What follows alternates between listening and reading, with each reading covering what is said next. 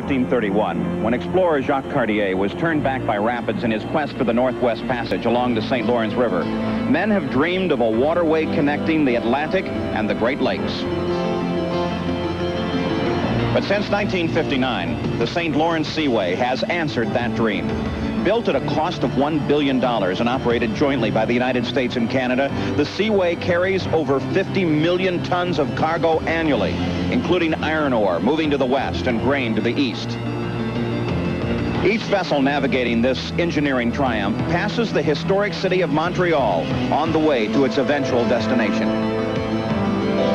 But today our concern will be with engineering triumphs which are much smaller in nature, but which achieve their destination much more quickly, as we travel northeast of Montreal to Seaway International Drag Strip for the 7th stop of the NHRA Winston Championship Drag Racing Series. Hello, I'm Paul Page. You know, last year at Montreal, the driver of this funny car, John Force, scored his first Nationals victory, breaking a string of 11 runner-up finishes. The question being asked is this his lucky track? Is there the possibility that he will score another victory here today? Well, we'll definitely be following that story. But as with any NHRA drag racing event, there is plenty going on here. And to bring us up to speed on the other activity, let's go to my colleague, Steve Evans. Paul, the big story as far as Top Fuel is concerned is, of course, young Floridian Darrell Gwynn. He has a chance to make history. He could be the first driver ever in Top Fuel to win 4 consecutive NHRA championships. It's never happened in Winston Drag Racing Series history. One driver who will not get a shot at Darrell, who would have had he won in the first round earlier today, is Joe Amato. Amato had big-time engine problems. That allowed Jack Ostrander to go to the second round. It also cost Joe the Winston Point Series lead.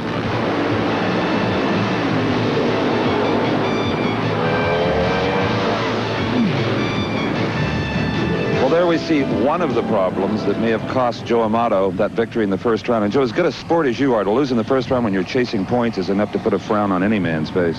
Yeah, it's very disappointing, Steve. The car has been running good all weekend, and, you know, we were ahead, and something happened to make the car go real lean. And you know, might have lost a fuel pump or something went wrong. It was a mechanical bug. So losing the belt could be a result of some other things. Oh, yeah, the motor went bad. It pushed the head gaskets out, and something made the car go real lean, and it blew it up. I'm sure you guys will find it. Yeah, but it's, you know, now we lost the points lead, so it's going to, but, you know, we'll have to work a little harder, that's all. A lot more racing left. Yeah. Another powerhouse with problems in round number 1.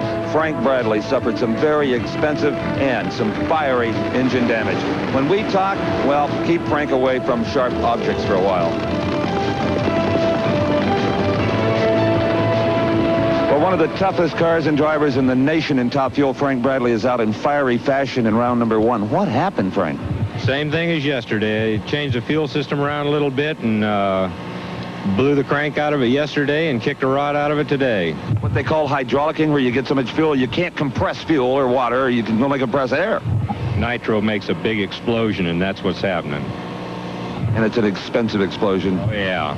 Yeah, we're going to probably go back to California and retire after this deal.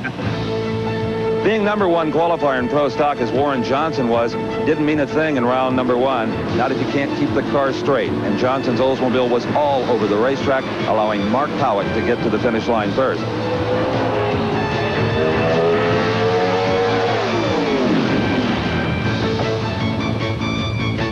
Bob Glidden, who won the last race on the circuit, the Spring Nationals, he had the same kind of handling problems in his Thunderbird. He was defeated by Tony Christian.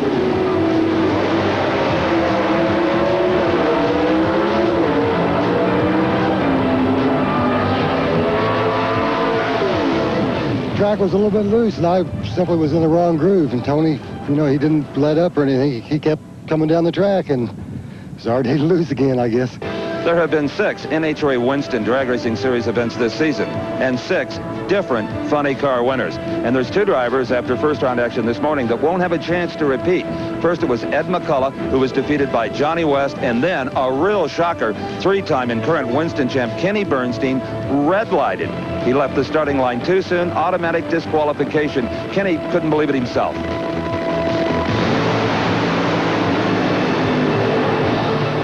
Well, this is a man much more accustomed to wind lights than red lights. I can't remember the last time it happened, Kenny. Well, it's been a while, but those things happen, and you know, it's concentration up there, Steve, and I just lost some concentration, and my foot left and went, and my brain said, why'd you do that? And it was over with and done. That's about what happens. Well, bad and good come out of Bernstein's red light. Bad for Kenny. He loses the Winston Series points lead. Good for the fans because it really tightens up the pack. Now, as far as John Force, as you said, he won here a year ago. The fans really like him. He's the low qualifier at 5.44 seconds. He has got a shot at being the first repeat winning driver of the season. What about it? You got John Force fans? I'll tell you, John is big north of the border. Let's go to my friend Big Daddy Don Garlitz to tell us about what we can expect in round number 2 coming up. Thanks, Steve. As we go into the second round, our standout performer today is Gene Snow with that high gear car. He's just performing flawlessly, and I just don't think the other cars are going to be able to handle him. Now, in funny car, we've got a whole new deal shaping up. Don Perdome is running the best that he's run. He had low ET in the first round at a 550. But now we've got John Force on the other side there, which knows how to handle this track. You know, he was the winner here last year, so I kind of feel like Force and Perdome are the two cars to watch. Pro stock, I mean, you talk about upsets, that was the one. Johnson, low ET, Glidden, the second qualifying car, both out in the first round. It just kind of leaves the battle there to old Butch Leo. You know how he leaves, so he's going to be tough. His ET is good enough, he could be the winner. But, of course, Morris Johnson Jr., low ET in the first round, he also leaves good. That would make one heck of a final, let me tell you. Okay, thanks, Big Daddy. It is time for round 2 of Top Fuel Drag Through Elimination. That is Darrell Gwynn, the young man with a chance to make history, to win 4 races in a row on the NHRA trail. And as we look at Darrell Gwynn's Top Fueler, we're seeing just about the best that Craftsman can create in this sport. Here at 300 inches in wheelbase, 300 inches being the NHRA maximum. A 500 cubic inch nitro-burning motor that makes about 4,000 horsepower. And here is his opponent. This is Jack Ostrander from Pontiac, Michigan. And Big Daddy, Ostrander is dangerous because he never beats himself. He doesn't qualify particularly well, but he doesn't go out and blow things up either. And remember, he just beat Amato in the first round, so he's high right now. And he's not worried about Glenn. He's just worried about getting that car down his lane and doing it right. So Gwen better not make a mistake. Okay, let's rate this racetrack. Oh, this racetrack is terrific. That 511 that Hill qualified with rates it right up there with tracks like Gainesville. You know, it could be 7, 8, or 9 on the rating. But you can tell by the short sleeves and the grandstands, the fans are enjoying the weather. It's good for performance as well. That's right. We have a real excellent air here. The cars can make horsepower. Hill ran 278 miles an hour. That tells you power is available. Ostrander drag races strictly for the fun of it. Darrell Gwynn, on the other hand, is a full-time professional. Earlier, I asked him about the pressure of trying to win 4 in a row. Darrell, you've got a shot at history today. Your thoughts? Well, 4 in a row obviously would make us all very happy. 4 in a row also is something that's very unheard of. I know it'll be the first time it would ever be done in the sport of Top Fuel racing, but we're taking it one round at a time, and winning the World Championship is going to come from being in the late rounds every time. It's not necessarily winning every race. We want to win, obviously, every race we go to, but we know that's not feasible, and being in the late rounds is what it's all about, and that's what we're looking for, is the late round charge in the middle of the summer right now. Well, Darrell didn't say it, but he's got to be a bit concerned with his performance so far because he qualified only number 6, and that's not a high position for that particular car. His best one of the event has been a 5:27. And Ostrander knows that Darrell is maybe a little off today. He might be looking for a good light, Big. Yes, he is. Ostrander does lead real good. Notice both cars are staging. They're very calm. This is a critical time in racing. And it's Darrell Gwynn off the mark first. Darrell Gwynn with a car length advantage, and he carries that across the finish line. Darrell Gwynn will go to the semis, 5:31, 263 miles per hour to Ostrander's 5:49. A very game effort, but no horsepower on the far end of the racetrack, only 224 miles an hour. In the replay, watch the car in the far lane. You can see Darrell Gwynn react first to that yellow light. You leave on yellow. If you wait to see green on the Christmas tree, you're late already. Gwynn has the horsepower in the middle of the racetrack. Ostrander knows right now that he's got problems. Anytime you're sitting in one of these cars and you can see the other car completely out in front of you, you know you got troubles, and that's just what Ostrander had. Back in Jerry Caminito's pit area, they've started the engine. This has become a common practice after they've rebuilt the engine. The crew wants to know if the thing is going to run correctly before they go up to race. Right now, let's go to Steve at the far end. Ever closer you come, Darrell. 5:31 now.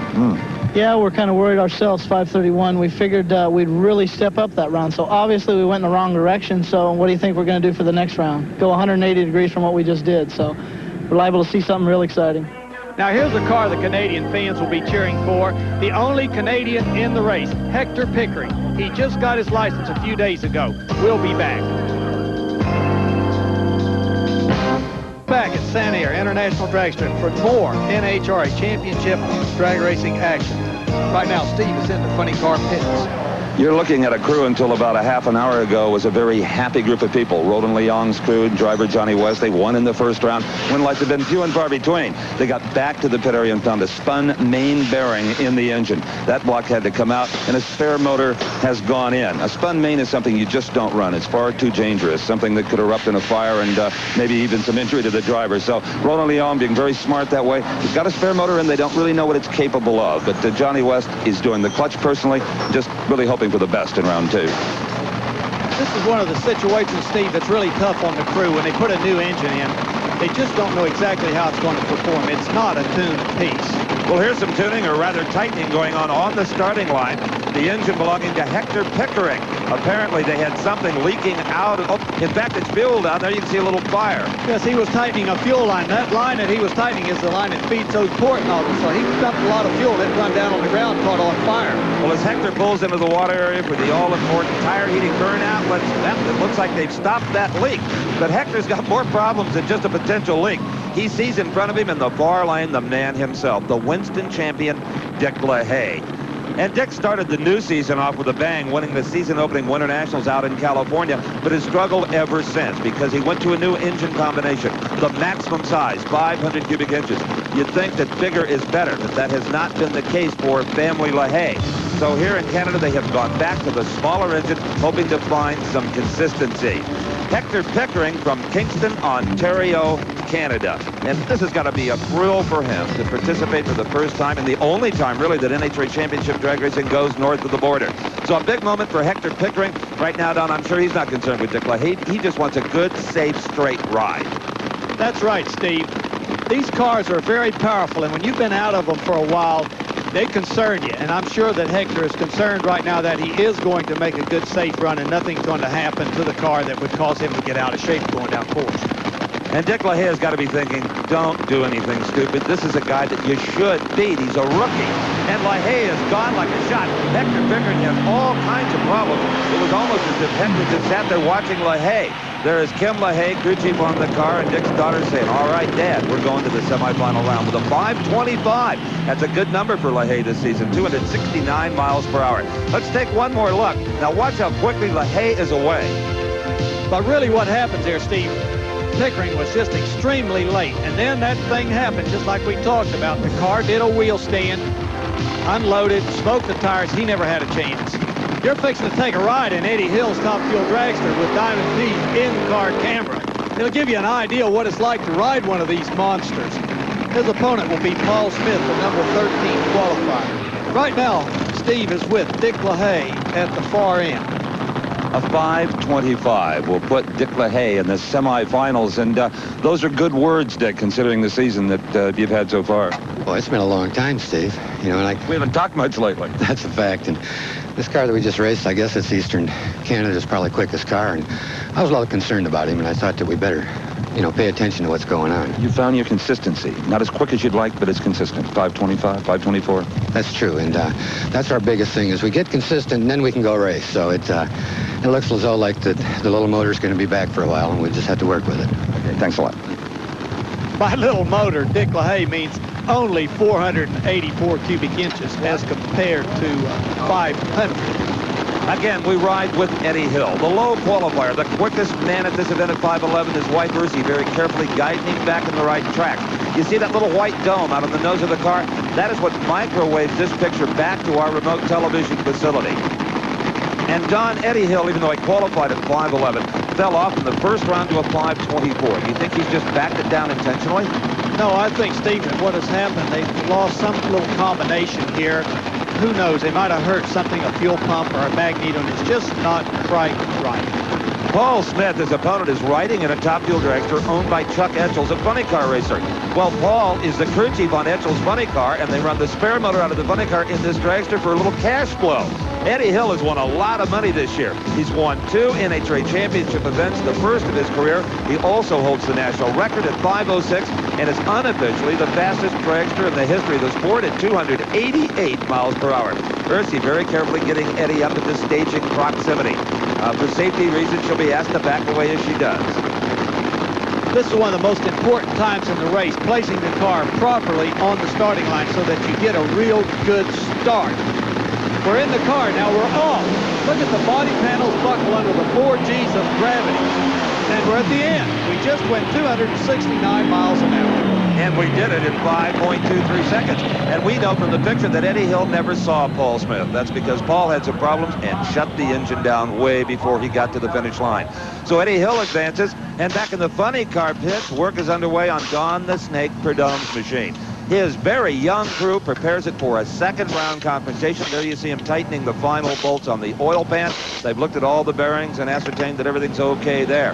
Now his opponent will be Bruce Larson, and this is his pit area with a strong brew of nitromethane and just a little bit of alcohol for seasoning going into that tank. Stay with us. We'll be back to the province of Quebec for more drag racing right after this. Drag races in Quebec, Canada. I'm Steve Evans along with Don Garlitz. And here you see the thrash, as the drag racers call it, as John Force's funny car is prepared for round 2 action. Crewman on the right torquing down the heads, a very important operation. The man on the left working on the valve trim of the automobile. And Top Fuel action round 2 continues. And here is one tough customer, Gary Ormsby in the near lane. Ormsby's been running real good this year, and they got a good crew chief over there, Steve. Lee Beard has been turning the wrenches and getting some good performance. And here's a great look at Gene Snow's automobile. The man who won the Winston All-Stars and $50,000 recently. Now, this is a very unique machine, Don. It's the only car in the field that is high gear only. There's no transmission. Well, you know, Gene Snow years ago had no transmission in his funny car, Rambunctious, and it was very successful, and he feels that this is the time and place for high gear in our sport today. Well, that's right. The transmissions were getting to the point that there were only 8, 10, 12% underdrive anyway. It took a lot of power to turn that transmission. So Snow has a very radical clutch in the automobile. It's got 5 stages and really works much like a transmission. Yes, it does. It always keeps the engine at one particular RPM, and what they call it, they just keep firing clutch at the engine. Don, every time you see those little front wheels like Gene Snow is running, you've got to think, I brought that to the sport. Yeah, actually, Steve, I brought them into the sport so that I could put them underneath the fairing up there, you know, to streamline it. But the guys are using them now just because they're shorter and less resistance. Gene Snow, a true pioneer in the sport of drag racing. Many call him the father of the funny car. Now an old man in Fort Worth. Gary Ormsby, a very successful car dealer in Roseville, California, has been drag racing as a hobby for many, many years. Now with some strong corporate sponsorship, he's doing it very seriously. There was Lee Beard making a few final last-minute adjustments. Let's remember now that car on the far lane, Gene Snow, the high gear only machine. He was the quickest of them all in round number 1 at 5:16. He has lane choice. His lap time in round 1 was quicker than Ormsby's. Snow has selected that far lane. The staging process continuing. Ormsby with the more traditional front wheels, and they are off right together, a beautiful drag race. Yeah, watch that high gear. Just a little bit of puff of smoke in the middle of the course. A lot of death smoke coming out of Gene Snow's car. He's got serious engine problems. And that may account for the machine slowing down 0.08 of a second to a 5:24 at 247 miles per hour. Let's take one more look, Big Daddy. As they leave the line, the high gear car definitely has starting line advantage. You see, you can leave harder, Steve, when you don't have to worry about the transmission. He moves out just a little bit, and look at the high gear when the clutches finally lock up. You see the smoke come off the rear wheels, and the car just makes a giant leap for the finish line. But there's the death smoke coming out of the engine. That's not tire smoke, that's engine smoke. That win puts Gene Snow into the semifinals against Eddie Hill. Hill has the lane choice of this pair. The other semifinal pair puts Darrell Gwynn against Dick LaHaye. LaHaye has the lane choice. Being an oil man, Gene Snow, you'd like to pump it out of the ground, not out of your engine. Plenty came out of this one. That's a smart aleck remark, Mr. Evans, but that's the truth. That baby's covered with oil. We either burn a piston or threw a rod out of it. I don't know which. It was shaking pretty bad, but we won, and that's the name of it, and we'll just put in another soldier. A 524 cost you lane choice. Yeah, that's all right. This little car doesn't seem to mind the lane choices. I'm not really worried about it. We're, very pleased with the 516 last run, then I guess a 24 then. Just before we walked up, I heard Ursie Hill yell something at you. What was that? I think she said, oh, man, is that the best you can do? I told her, no, I was saving the best for you, but we just kid around a lot. They're good people. Okay, sure, Gene. He's saving his best. Snow may be kidding around, but in fact, then his crew have got a lot of work to do. Back in Jim Head's funny car pit area, we get a real good look at what we mean by high gear only. See that transmission? There's nothing in it. He's just bolting a reverser on there, but that case is empty. He's a high gear only car, and that's for sure. And the only one in funny car competition we'll be seeing later on. Right now it's time for round number 2 of Pro Stocks. A lot of people call them the factory hot rods.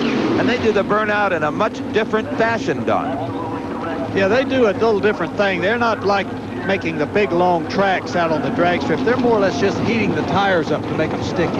And they do that in a stationary style by pushing a little thing they call the line lock that electronically locks up the front brakes and holds the car so you can spin those rear tires. And in this matchup, we have got Mark Howick, who was a runner-up to Butch Leal at the Winter Nationals, the opening race of the year, and he will be up against Don Campanella. The whole Pro Stock thing this year has changed. There is parity. You can have 16 cars qualified within 5 or 600ths of a second of each other, and no one knows it better than Don Campanella of Wayne, New Jersey. He's just feels fortunate to get his Oldsmobile into the field. Mark Howick, what a rising young star this man is. Medina, Ohio, he relies on a Trans Am. He'll be in the far lane. These Pro Stock, Steve, are really professional operations. They look like they'd be kind of fun to me. Well, I'll tell you, some folks will tell you they're the hardest car to drive in drag racing. They make almost 900 horsepower, have a very short wheelbase. The driver extremely busy with a 4-speed transmission. And once these cars, if indeed they get loose, a little oil, water under the tires, they can be hooked. Buster Capps is saying, move in here and stage. They're playing some mind games there, and I believe that little incident may have cost Don Campanella dearly. He overreacted to the Christmas tree, a red light, a foul start. He's disqualified. Mark Howick with a 758, 183 miles per hour, goes to the semis. So as Howick with the shootout safely turns off the racetrack, we'll go back to the starting line where we find this man blazing the tires, Tony Christian. Yes, and he's in a beautifully prepared Beretta. You know, Steve, he won the Mid-South Nationals, so he's been in the winner's circle this year. He faces Reed Wisnett from Atlanta, Georgia. He's driving a Camaro. Wisnett qualified number 6. Right now, Steve is with Mark Howick at the far end. Well, Mark, it seemed for a moment up there as if no one wanted to race. Everybody just sat there in the pre-stage beams. What's going on? Well, Steve, it's gotten so competitive. There was about 3 or 4 thousandths of a second separating Don and myself. And I guess it was anybody's race, and we were trying to use a psychological advantagement. And it worked to my best benefit this race. You know, sometimes when that happens, when you do stage, Buster Couch will keep you there at full throttle for a while. He gets his paybacks in, too. Yeah, I know he does, and my intention at all isn't to play any games on the starting line. I try to do my same routine every time, and this time it worked to my advantage. 758. Great. Thank you, Steve. A lot of psychological warfare going on at that starting line, let me tell you, and it's critical in this Pro Stock business. It is indeed. Tony Christian, an interesting story. A very successful commodities broker from Chicago that just got fed up with the pressure, moved to Florida, and is now a full-time Pro Stock racer. Now, his competition, Reed Wisnett, has been Pro Stock racing as long as there has been Pro Stock. He's a plumbing contractor from Atlanta. And earlier today, in round number 1, he defeated this man, Bruce Allen, in the Rear and Morris and Beretta from Arlington, Texas. Bruce, the winner of 2 races this year, the Gator Nationals and the Cajun Nationals. But in round number 1, he was just not up to the measure of Reed Wisnett. Let's look back at that race and see how it unfolded. Reed Wisnett won it on driving ability. He ran slower than Bruce Allen, but won this contest. I talked to Alex when it was all over. That's just how competitive Pro Stock has become. The only 2-time winner this season goes out the first round. He beat you with a 751. Yeah, Reed's been running real good. We haven't been running real good here. Had a few problems, but hey, it's close, and everybody's running real fast, and you pull up there and do the best job you can. And Reed, I think, got out a little bit on me. Just did a good job. Wouldn't you say this season is putting more emphasis on driving right up that starting line than any season in the past? Absolutely. And with everything as close as it is, it even puts more pressure on you because you know you got to do a good job. And then when you get up there and don't, it's so close that if you don't do a good job, you're not going to win. Your next race. Yeah. And we got a pair of leavers on the line now. We got Reed Whistling in the far lane and Tony Christian in the near lane. And this race will probably be decided by who leaves the line first. So there'll be some heavy concentration going on now. All right, it's a dead even start. Performances, actually, in this particular contest going to determine the winner and who's got it. Oh, by about a bender. Tony Christian in the near lane advances to the semifinals at 7:48, a nice number, 185 miles per hour. Let's watch that again, Steve. Whistling, in fact, does get a slight starting line advantage, but it doesn't hold on for long because Tony Christian was making some severe horsepower this afternoon and starts to gain a little bit of an advantage, stretches it out to about a half a car as they hit the finish line. Christian advances to the next round. Out of the bright red Beretta comes just about the hottest driver on this course today, Tony Christian, a 7:48. Good one. Getting there. I don't know. Hope Butch runs a little slower so I get lane choice. That'll be your opponent in the semis? Well, I hope so. Butch has been a little nemesis to me. I'd like to beat him once. Okay. I really would. We'll be watching along with Tony Christian. Reed congratulates Tony there. A lot of sportsmanship in this business. Meanwhile, back in Darrell Gwynn's pit area, we see his dad, the crew chief, Jerry Gwynn, working on the fuel pump overdrive. He's trying to get the mixture right by either speeding the pump up or slowing it down. Very fine line in this business. We'll be right back. Grandnational, where nearly 30,000 people are enjoying a beautiful sunny day. Let's go to Steve with a report from the Top Fuel pits. Major business in Gene Snow's pits. The smoke we saw at the finish line the round before wasn't just a couple of burned pistons. Far more serious. A spare engine is being bolted into the car. Here's the damaged engine out of the race machine. Now look down here. See this hole in the side of the block? Well, that's why they're changing engines. It happened because of one of these, a connecting rod, and it broke right here, right at the neck. And that allows all of this mass still attached here to the crankshaft to swing around inside that engine. They'll be lucky if there's just that one hole, if that's all the damage there is, because that can be fixed and welded up. Now, what happens to the piston and the pin when it is free of the rod? Well, if they're lucky, it just wedged into the cylinder and maybe scored the liner, which is easily replaced. If they're unlucky, this shot up and damaged these expensive billet cylinder heads, or at least one of the heads, and busted some valves off. They won't know that until they do the post-mortem. But that's what happened inside this violent racing engine. The good news is their spare motor is fresh and will be ready to go for the semis. The bad news is it takes an awful lot of time to get an unproven piece into the car and ready to go. Well, here he is, the legend as far as leaving the starting line in Pro Stock. That is Butch Leal and his Trans Am from Black Lick, Ohio. It's just incredible, the reflexes that Leal possesses. He's over 40 years of age, but maybe that's part of it, experience. He'll be racing Frank Iaconio. Iaconio, a longtime General Motors racer, 2 years ago went to a Ford Thunderbird and found out that not anybody can be a Bob Glidden. He took all of last year off and is now back with a beautiful Trans Am based out of New Jersey. A several-time NHRA national event winner. Butch Leal, well, he used to be called the California Flash until a half a dozen years ago he moved to Black Lick, Ohio. Butch is taking his time staging, even though Frank Iaconio had rushed up and put on both his yellow lights trying to confuse Leal or possibly hurry him. It has not worked with this veteran driver. Leal finally bumps into the beams, and it is Leal away first, as he always seems to be. Leal and Iaconio, what a drag race this is. Oh, my. Butch Leal at a 7:50 defeats Frank Iaconio's quicker 7:46. Don Garlitz, he's done it again. Watch that leave, Steve. Is he incredible? Almost immediately, he's got a half a car advantage. And they move down the track, and you think he's just going to completely pull away. But Iaconio begins to make some power, and watch him close it up. Well, if they'd have had another 66 feet to go, they'd have probably beat him. And Butch Leal advances. I guess it's just the many years of racing that Butch Leal always seems to know when you need a distinctive starting line advantage. He ran 7:46, you ran 7:50, you go to the semis. That's great, Steve. We finally got this Trans Am Pontiac running pretty well, and I made a lane choice there, and obviously it wasn't the right one. I ran 48 the run before, and I guess a 50 then. You can get back in the 40s? I think so. It spun awful hard on the starting line, and we're going to go for it. So It looked like to me that he got by me. That's how hard he was moving. No. And, well, that's the way it goes. And Frankie's a good racer. And I think he was one of the best left. And we'll find out what happens from here on. Okay. Iaconio moving up the stage didn't bother Butch Leo one bit. Leo may find there's a couple of other good ones left out there, such as Jerry Ekman driving his Trans Am there, or the guy in the other lane, Morris Johnson Jr., who's no slouch at starting line procedure also. Morris Johnson Jr. may be the closest driver that I've seen in a long time to Butch Leo. Bob Glidden found out this year at the Winter Nationals with Morris hole shot at him out of the field in the very first round. This is really Morris's first serious year of pro stock competition. He's a very successful irrigation contractor from Midlothian, Virginia.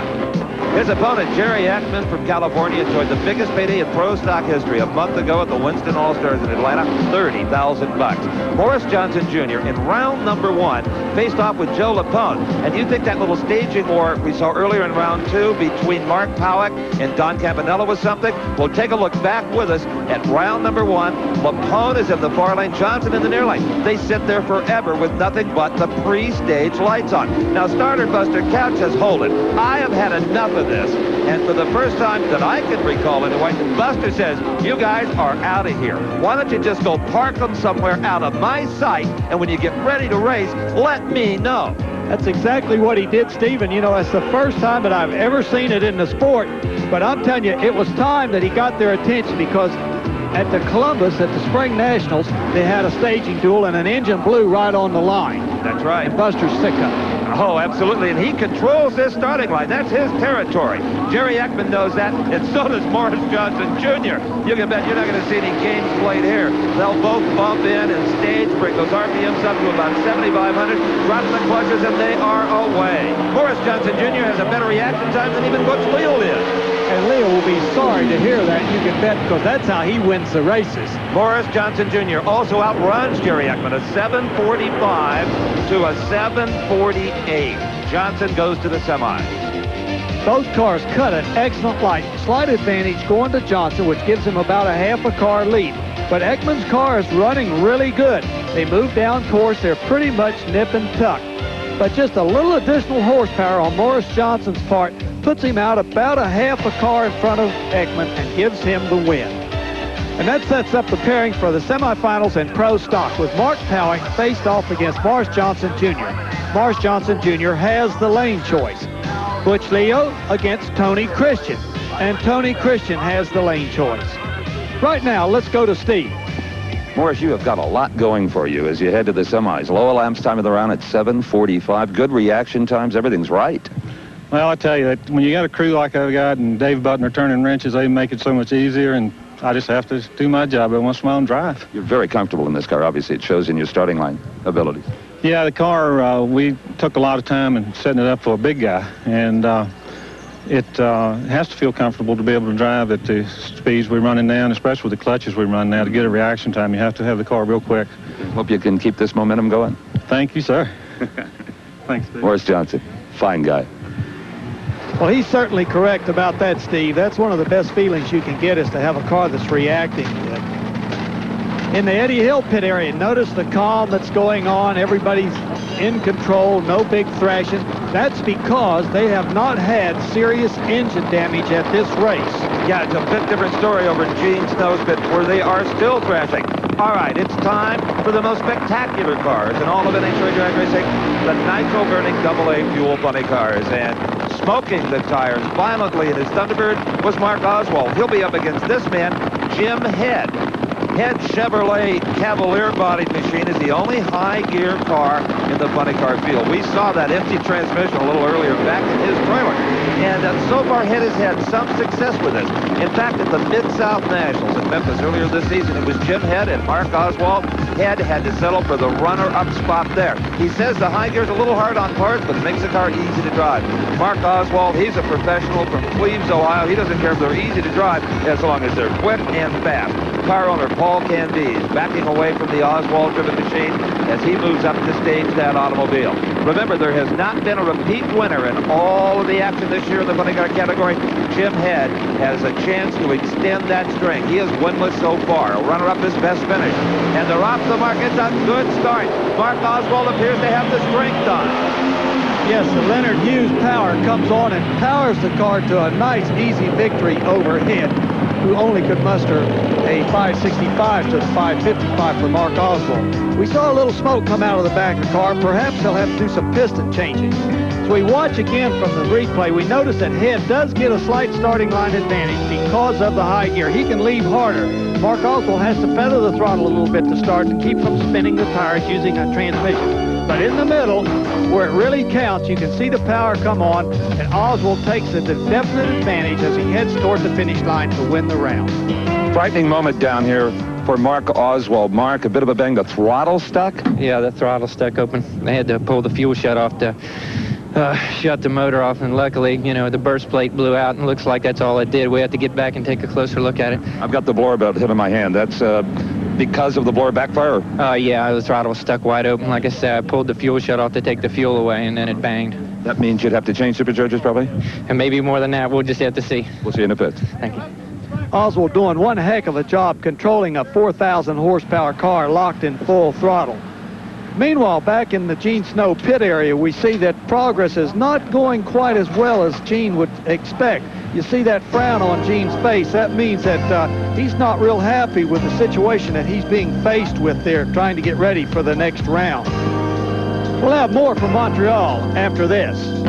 Drag races continue here at Santa International Drag Strip. And here's a funny car team in round number 2 whose only opponent is the clock. That is crew chief Austin Doyle for driver John Force. And in that, an odd number of cars have advanced to round number 2. Force will have a single or a bye run by virtue of being the low elapsed time in the event, the quick qualifier. He pops open the roof hatch to get a little fresh air in there. Now, what he wants, this man from Yorba Linda, California, is lane choice. He will race Mark Oswald in the semis. He needs to run quicker than Oswald's 5:55 we saw a few minutes ago. And certainly there's no man capable of giving him any more horsepower than Austin Doyle, who we just saw. Big Daddy John Carlin. And another unusual situation going on here. Most of the drivers have chosen the far lane when they had lane choice, but Force is in the near lane. It could be that he's testing this lane. Indeed he is. In case he doesn't get lane choice, that's likely to be where he is. The timer reads out 5:54. He indeed has beaten the clock. John Force will have lane choice over Mark Oswald when that race comes about a little later on. The next car up is Don the Snake Perdome, driving his Pontiac Trans Am. Don has been out of the winner's circle since the Gators a year ago. And believe me, that's not the Snake's way. He's trying to get back in the groove and get that thing running, because the Snake likes to be a winner. Makes a very nice burnout. He'll be faced up against Bruce Larson and his Oldsmobile. Bruce Larson, the ever-important burnout, getting the tires hot. Got to get that traction.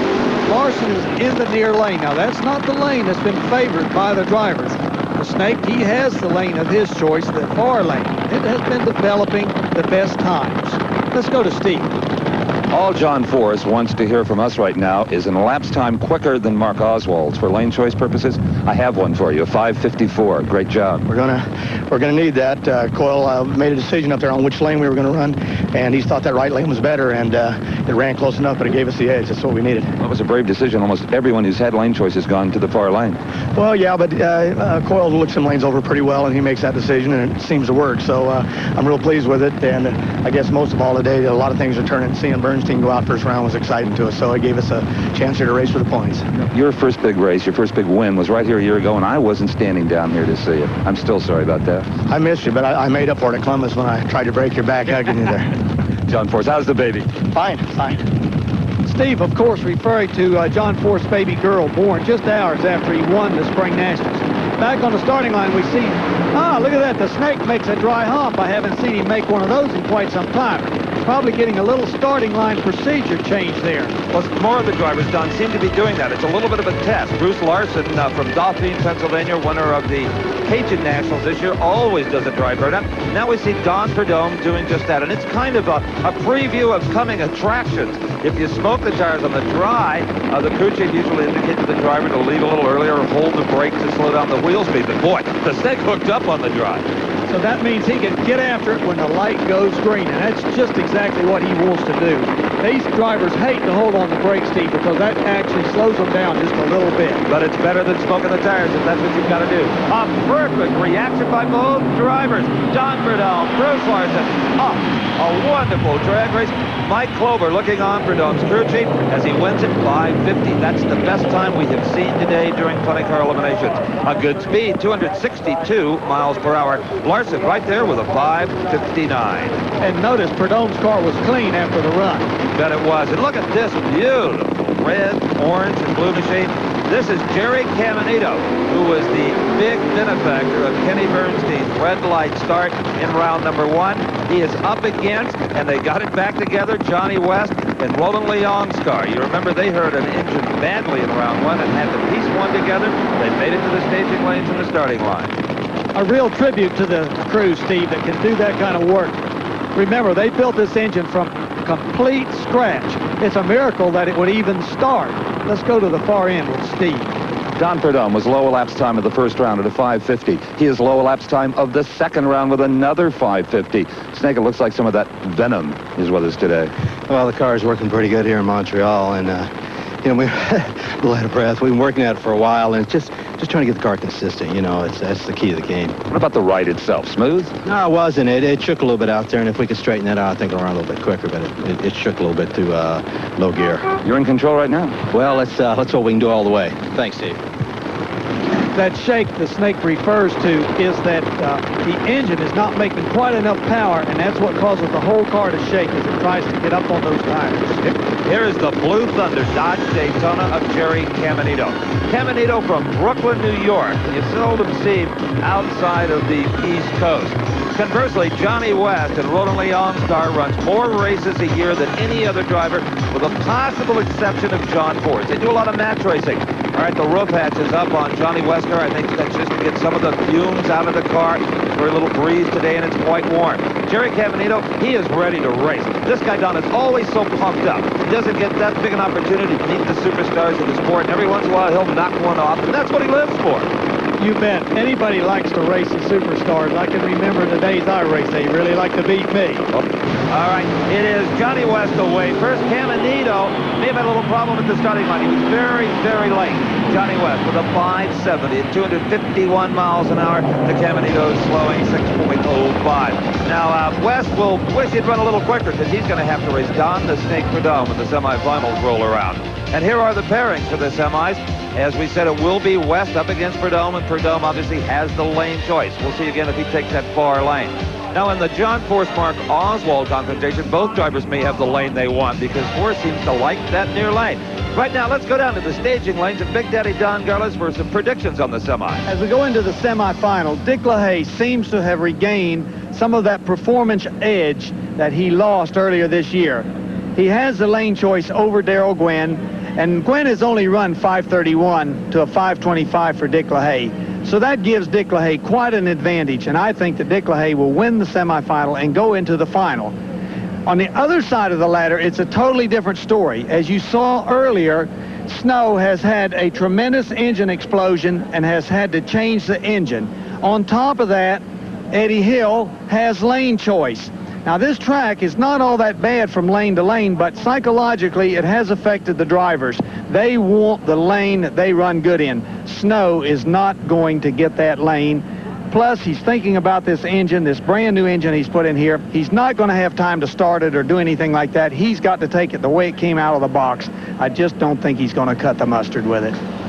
Well, there you heard it from Big Daddy. Over in the Mark Oswald pit, you see a hone going in the steel liner and that aluminum block. Take any perfections out to those piston rings, we'll see immediately. We'll be back with more from the province of Quebec right after this. Young man about to go to work. A professional in a top fuel drag for Darrell Gwynn. And there is what we've called earlier the dry burnout, or the dry hop. You saw all of that smoke off the tires. That is not good news to the crew. You can bet Darrell felt that as well. His opponent backing up in the other lane, none other than the Winston champion, Dick LaHaye. Now, LaHaye had lane choice and has chosen that far lane. It may be more for traction reasons than just the smoothness of the ride. Sometimes a couple of bumps in the asphalt will cause the driver to select the other lane. And here, coming into the staging lanes with the crew on board the chassis, still working on the engine, is Gene Snow. Snow is strapped into the car, but the car is not yet ready to race, judging by all the people attached to it.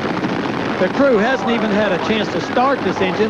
They haven't even folded it all together. They don't know what's going to happen. Well, Dick LaHaye is oblivious to all of those problems. They're behind him. He's concentrating on his sole mission of getting back into the thick of the points chase for a $150,000 season-end bonus. He's got that little motor tuned to perfection.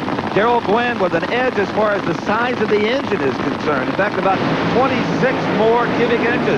Darrell Gwynn and Dick LaHaye are off right together. It's a good drag race. It's a great drag race. Dick LaHaye wins it, goes to the semis at 5:26 to Darrell's 5:31. Just some super side-by-side competition. NHRA's reaction timers tell us that a slight edge went to Darrell Gwynn. You can barely see it visually. Gwynn in the near lane, and you can bet right now he's holding that brake for all it's worth. And about here, he'll let it go. But it's to no avail. Dick LaHaye in the far lane, who had the clutch combination maybe just a little bit more right on, wins by just a few feet. Let's quickly go down to the starting line area and Don Garlits. Don? We got real drama going on here. They're buckling Gene in. Eddie Hill is in the car. They're still working on this car. You can see the mechanics. They've got the wrenches. This car has just been completely put together. Eddie Hill. A lot of pressure here. A lot of pressure. While this story unfolds, let's go with Steve, who's with Dick LaHaye. Well, since the first race of the year, the Winter Nationals, which he won, Dick LaHaye has been able to beat the traffic out of most of these races. He's going to have to hang around with us and fight the crowds, and I don't think he'll mind one bit of 5:26, Dick. Nice one. Hey, at least it's been consistent. We keep changing it, and the weather keeps changing on us, and we're just keeping up with the weather is what it amounts to.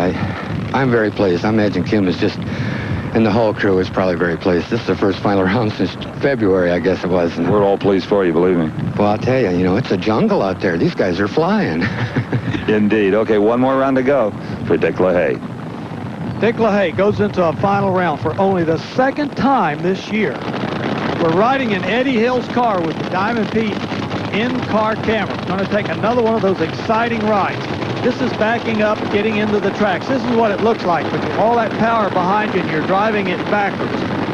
How about Gene Snow? That engine has come to life, Don. And what do you think? You're the expert. Look at those header pipes. Is it running right? It's running great, and I don't see anything dripping out of it. That's another good sign. Absolutely, and as you said, they had no time to check that engine back in the pits, fire it up through leaks or whatever.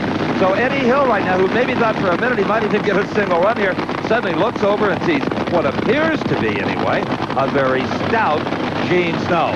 You know, Steve, Eddie Hill may be having second thoughts about being such a sportsman and waiting as he listens to that stout Gene Snow motor cackling over there. And here are two distinctly different machines. Gene Snow's car is virtually the hydromatic. You just step on the throttle, the clutch automatically goes through all its phases. Eddie Hill has a two-speed, which he shifts right there. He has to manually lock up his clutch. Eddie Hill and Gene Snow. Gene Snow forges ahead in the last 50 feet to win this. A 5:17 to Eddie Hill's quicker 5:16. One of the best races of the season. Watch this start. Look at that high gear car move. Now, you wouldn't think that a high gear car sans a transmission could make a lead like that, but Snow has done it. Moves right out in front of Eddie Hill with a beautiful reaction time and stretches it right out to about a half a car. That sets up our Top Fuel final, Dick LaHaye versus Gene Snow. And would you believe Snow has lane choice? For the second race in a row, Gene Snow has towed into the staging lanes with his crew still attached to the motor. This time you won it, and your driving did it. A 17 to his 16. Wow. I was really hyper. I don't hardly know what to say. It was a last-minute deal. We didn't know if we were going to make it. We came up there. I didn't know if it was going to start. It started. I didn't know if it hooked. It did.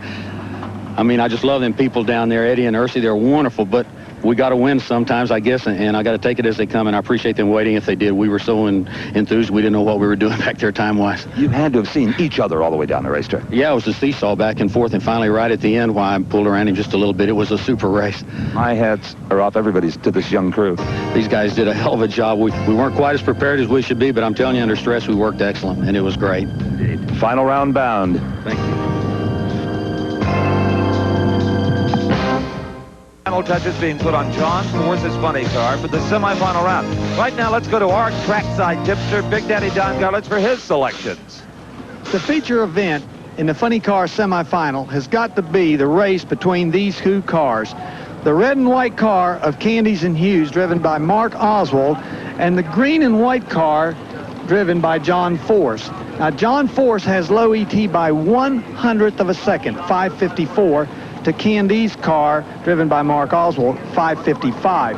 But that little bit of margin causes me to believe that John Force is going to be the winner, because Austin Cole really tunes this thing, and I think he'll step on it just a little bit, and that'll give him the edge. This will be your winner on this side of the ladder. Now, on the other side of the ladder, I don't think West is going to be any match for Don Perdome with his 550 to West's 570, so I think Perdome will win that one easily, and we're probably going to see Perdome and Force in the final. Okay, thanks, Don. That racket you all hear in the background is the semifinals of Pro Stock. You remember Tony Christian, after his second round win, says, I hope I get to race Butch Leal. Well, he gets his wish. There is Butch Leal in the far lane in the Trans Am, Tony Christian in the near lane in the Chevrolet Beretta. They are both ready to go, and it is Leal reacting first, but only by 2/100ths of a second. Tony Christian is right there with Butch Leal. It is Butch Leal. They run identical elapsed times, 7:48 apiece, but Leal's slight starting line advantage wins it for him.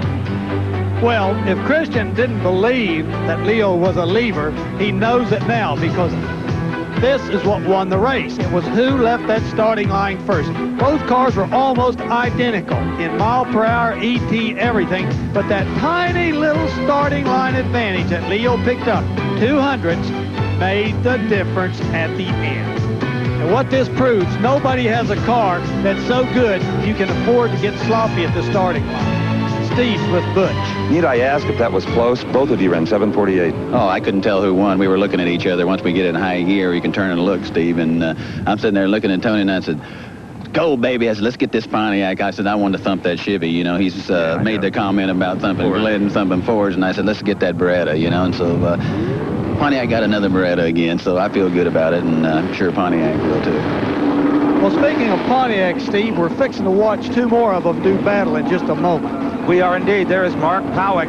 Powick will be over in the far lane. In the near lane is the black and silver car of Boris Johnson Jr. In just one season, he's become a name to reckon with. Powick with a Butch Leal quality lead. Powick with the advantage based on the start. Boris Johnson Jr. comes around. This Pro Stock racing is unbelievable. Johnson wins it with a 7:44 to a losing 7:52. But Mark Powick was in it all the way, Don. Oh, I mean, did he get a leave on him or what? It looked to me like he'd never be able to make it up. But the Morris Johnson Jr. power began to pay off, and he gathered up just a little bit of that advantage that Powick had from the starting line. By the time they got to 3/4, they must have been side by side, and as they went into the traps, he put a couple of inches on him to win the race. And that sets up our Pro Stock final. Butch Leal against Morris Johnson Jr. Johnson has the lane choice. I tell you, it's been a long time since I've talked to a Pro Stock driver taller than I am, but the big guy has got it. Low ET of eliminations, Morris, a 7:44. Fantastic. I tell you, Dave Butner has got this engine just pumping out some horsepower, and we found the track. And we've got a final run between you and Butch Leal, a couple of guys that like to carve the tree real close, real medium rare. I tell you, it's Butch is fantastic. He's best in the business, and he's good friends with David, my crew chief, so we're looking forward to having a real good run in the final. A lot of folks think it's time, that you're just a guy waiting for a win. Well, I tell you, if you get to the finals enough times, I think eventually it'll happen. Don't talk to John Force too much about that. We'll see you in the final. Thank you, sir. And here is John Force setting in the staging lanes. He'll be up against Mark Oswald in the funny car semifinals. Coming up next. back at Santa Ana International Drag Strip in the Top Fuel pits. It's never easy working on one of these cars, but things are far more relaxed in the Gene Snow camp than they were the round before, because this engine only requires normal maintenance. Just take it apart, look at it, put it back together. Here's some guys that have got it all together for the funny car semifinals. Mark Oswald for the famed Candies and Hughes team, the 1984 world champion in the 4 lane. The defending Grandnational champion John Force in the near lane. And as we predicted, Big Daddy, Force had lane choice and took this lane. Mark Oswald very satisfied to be on the far side. Hit a red light start by John Force. Mark Oswald thunders through, and no wonder they have their fists in the air. Low elapsed time of the day for the funny cars, 5:49, 267 miles per hour for Mark Oswald. And their winter prediction, Big Daddy, Force red lighted. Well, it don't count when they red light. Oh, I see. John Force is going to drive this back to the trailer out of probably sheer embarrassment. He still has not shut the engine off. Maybe trying to run away from crew chief Austin Coyle. Here is Don the Snake Prudhomme.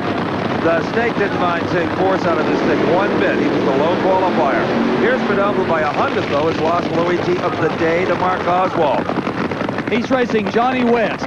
Roland Leon, crew chief and car owner, is no newcomer to the sport. In fact, the Snake used to race for him at one time. Steve?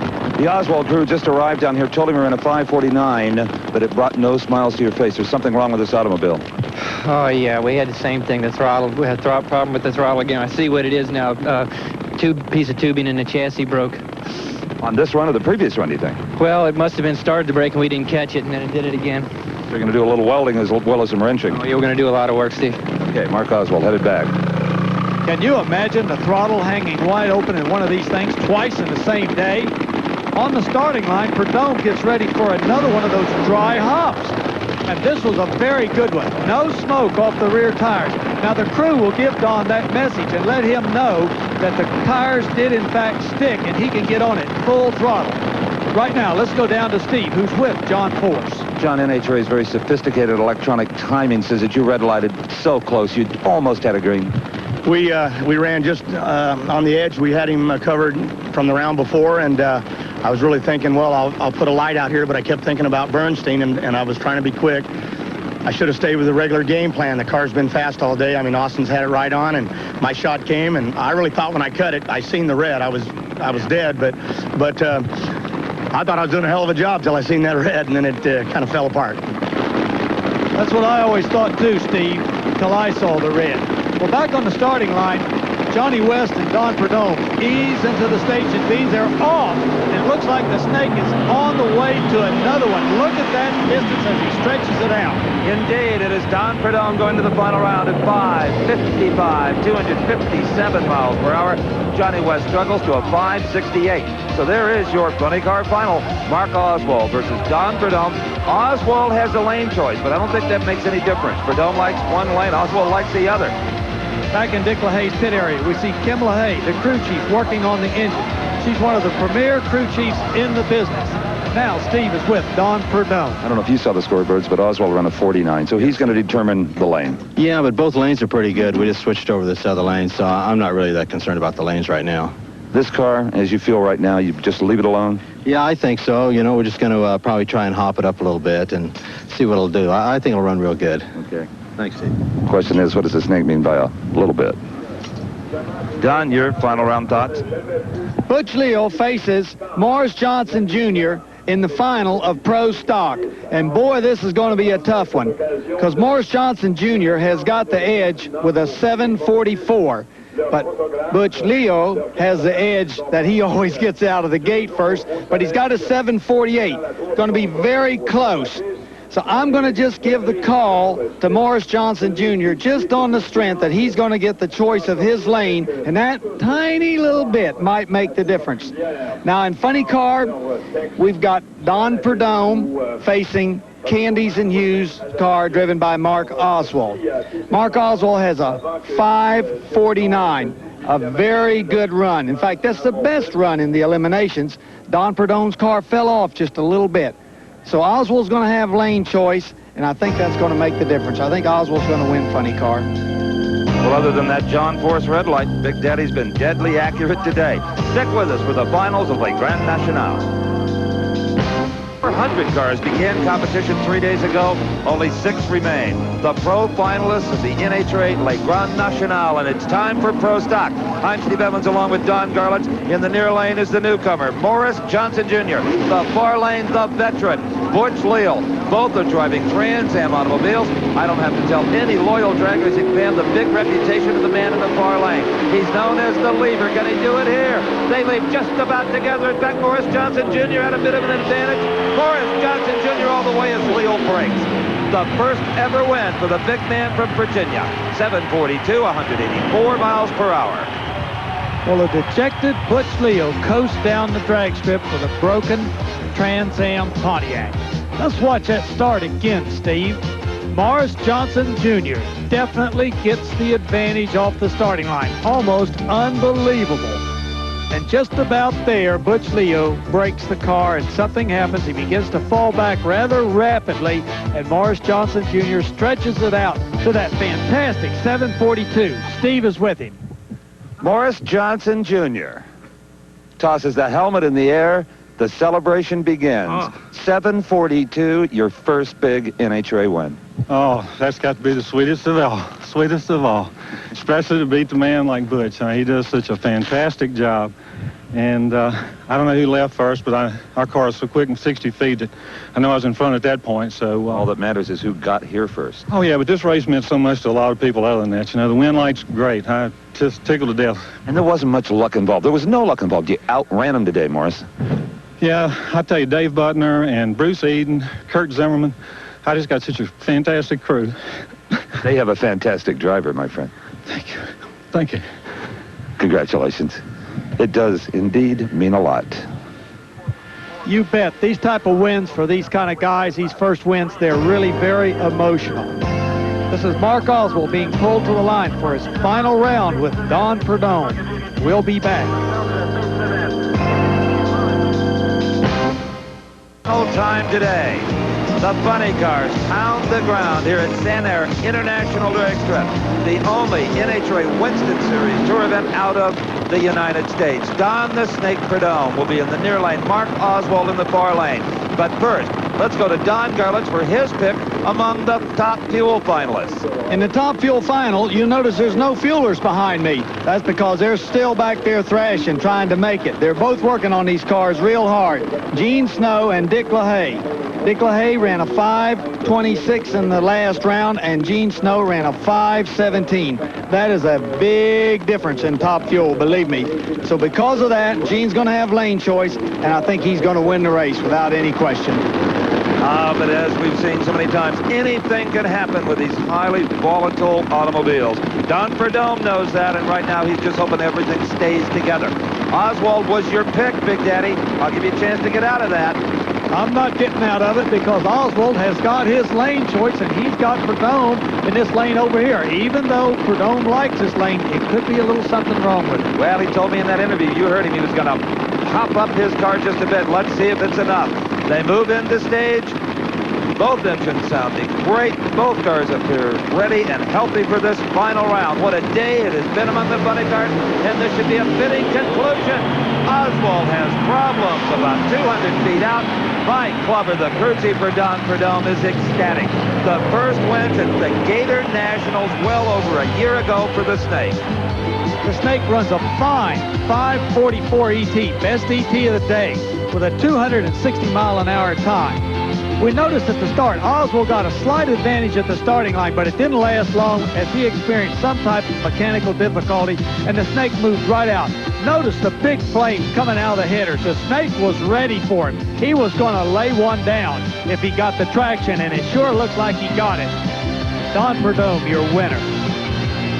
What this funny car sport needs is parity. 7 races, 7 winners, and today, Don the Snake Perdome. It's awfully nice. Awfully nice, Steve. You know, we've struggled to get here, and if it wasn't for Skoll and Pontiac, I don't think we'd make it. The race itself, as far as your car was concerned, he broke early. Yeah, my car was breaking up the last round, and the last couple of rounds it wasn't really swift, but we're just trying to do the best we could do. You know, with these things, it can go either way. We ran decent today, though. I don't feel like we backed into it. Well, I've got some more good news for you. 5:44. Oh, that's pretty good. I thought it was breaking up a little bit. Shows you what I know. Yeah, it was, you know, I'm just happy that the car performed well, and the crew worked real hard on it. My crew's just the greatest in the world. Could you have ever imagined, would anybody have imagined that 7 races and 7 winners? No, it's amazing, you know, and that's what I like about funny car racing these days and what NHRA's doing. They're all close together. There's not one guy running away with it. I think it's a lot like NASCAR. If they can just keep it running that way and keep the competition close together, it's going to be fantastic. And keep competitors like yourself. Again, good work. Thank you. It's nice being there. And there's a crew that contributed so greatly to this win. Well, no one can deny that the snake is back, and I'm afraid the competitors are going to have to reckon with him. Here's Kim LaHaye on the starting line, backing her dad up, getting them into those tracks, those ever-important burnout marks that give you that traction that you so sorely need. All right, now I gave you the chance to get out of your Oswald prediction, and you didn't. Now, you picked that man, Gene Snow. What do you think now? I'm going to stay with Gene Snow. I like that high gear setup. On this racetrack, indeed, it remains to be seen what that combination will do under different circumstances as the series continues towards its conclusion some 9 races from now. Dick LaHaye in the near lane. He's not at all afraid of that lane. He'll give it all the power he can. They are just seconds away from the start of the final race of the NHRA Lake Grandnational. Snow with the wheels in the air. LaHaye right with him. Oh, it is Gene Snow. Just a magnificent show of power. Up line 19, 273 miles per hour. Defeats LaHaye's 523, who made it look even closer than it was with a bit of an advantage right here, Don. LaHaye gets the starting line advantage and moves right out on Snow, and it looks like the race is over. But the high gear car begins to make a move about half track. You can see a little puff of smoke come off the tires, and he starts to move and just eases out in front of LaHaye to win by a wheel. Gene Snow. I'll tell you, Gene Snow is so excited he just stopped right in the middle of the racetrack. But you know what? That's okay, because there's no more cars to come. You are the top fuel champion. I don't know what to say. It's been one heck of a weekend. The reason we're on the track is there's a little headwind and both chutes stop real fast. But it was excellent. We smoked the tires a little bit in the middle, and then he was about a car length, and all of a sudden we started pulling. I said, just a little more racetrack, and it got around him right at the end. I'm really pleased. What did we run, Steve? 519. 519, I'll take it. Indeed, you should. You know, this car, there's no transmission to shift. The clutch stages are all on timers. You can enjoy the ride, is what I'm getting at. Sure, we ought to have a sidecar. You could go with us. I would like to thank my crew. They did one hell of a job. We had a hell of a problem. They were making that semifinal. We made it. We ran good. Eddie Hill and then waited on us. We gave everybody a good race.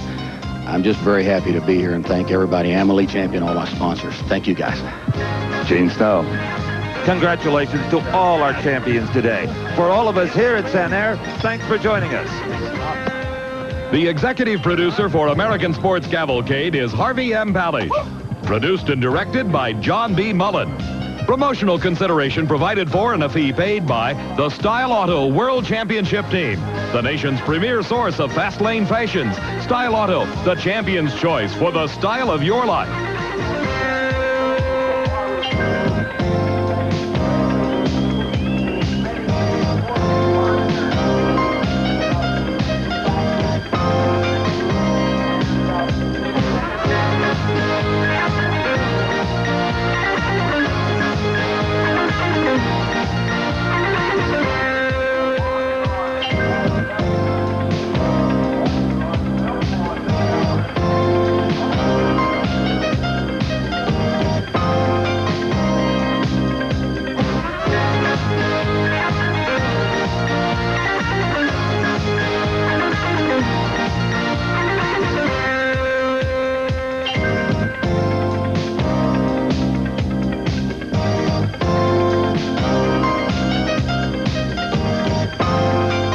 The American Sports Cavalcade is a presentation of Diamond V Sports.